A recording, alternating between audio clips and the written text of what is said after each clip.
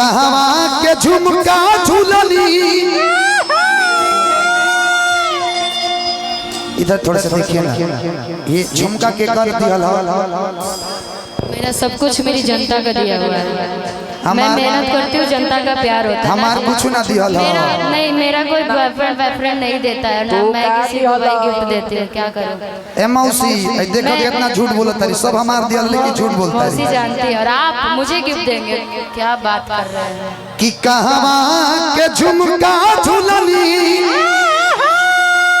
अरे कहाँ दुकान कहाँ से ले हो बारू किटी कुली होली लार कहाँ से किनल हो बारू।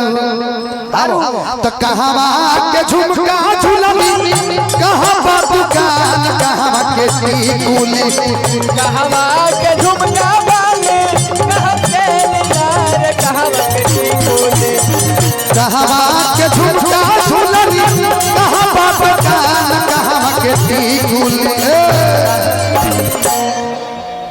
अच्छा थोड़ा सा इधर आओ बच्ची, आओ तुम्हारा हम कल्याण करें। टिकुली होली लार का टिकुलिया मारे हो जान कहाँ के टिकुली। आओ तो टिकुलिया मारे हो जान कहाँ के टिकुली। टिकुलिया मारे हो जान कहाँ के टिकुली। आपके लाइन बा कि छपरा के झुमका झूलनी। दुकान पटना के कि छपरा के झुमका झूलनी। छपरा के झुमका झूलनी। कि बिहारी दुकान पटना के टिकुली। कि पटना के टिकुली भैया तो टिकुलिया मारे हो पटना के टिकुलिया मारे हो टिकुलिया मारे हो पटना के टिकुली।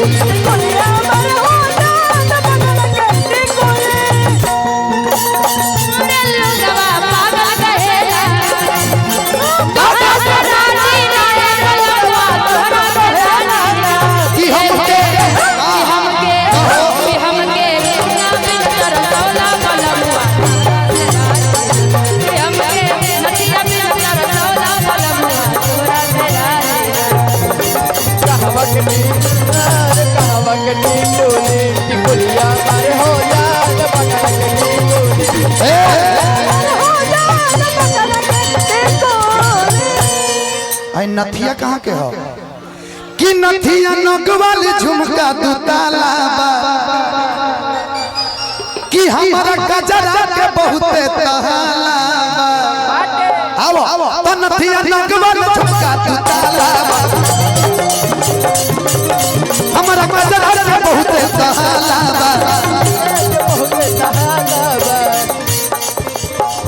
कहवा के साड़ी पहनी। अरे कहवा के साड़ी रे पे। अरे कहवा के साड़ी हो भैया थोड़ा सा बैठिएगा, हमारी तरफ देखते रहिए। कि मोतिहारी के साड़ी पे चलनी उतान, कि चलनी उतान जन मरे। आज लागत मोतिहारी आई बिजली गिरी। बिजली गिर गई ना जी? हाँ गिर गई। इमे जनतन हम कहाँ गए कि झुमका गिरा रे मोतिहारी के बाजार में। कि हम दोनों के तकरार में। हमें झगड़ा करना ही नहीं है भाई। झगड़ा नहीं करना है, नहीं करना है।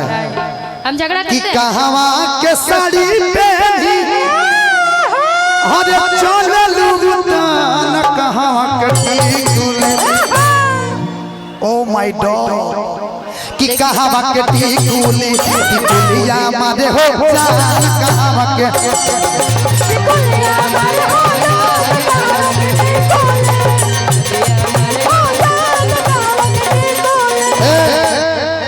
ये मेरी तरफ से आपके लिए। आप कह रहे हैं कुछ मर्द देते हैं लिपस्टिक के लिए, ले लीजिए।